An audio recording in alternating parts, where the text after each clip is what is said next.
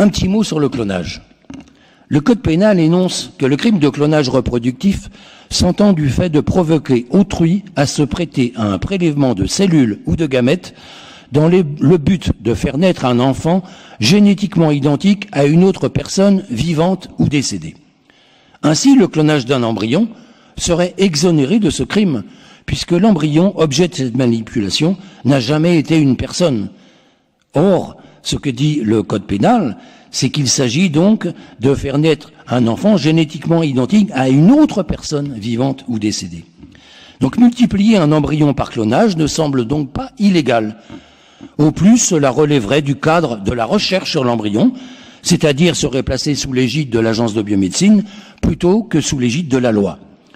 Pourtant, c'est seulement au stade embryonnaire qu'il est possible d'accomplir un clonage véritable, lequel n'est possible qu'en séparant les premiers blastomères, qui sont des cellules totipotentes, les premières cellules de l'embryon, et donc de dupliquer simultanément le génome et d'autres éléments caractéristiques de l'individu, les mitochondries, les organites plasmiques, la membrane, comme il arrive pour les vrais jumeaux. Cela arrive naturellement.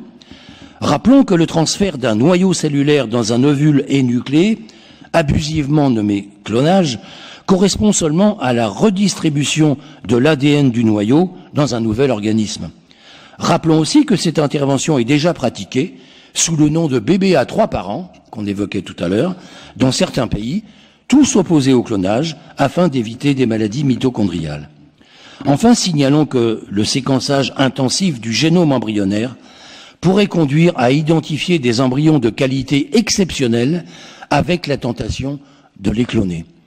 La récente naissance en Chine de 2 singes, après transfert dans des ovules de noyaux cellulaires issus des fœtus, montre que les primates aussi peuvent être clonés.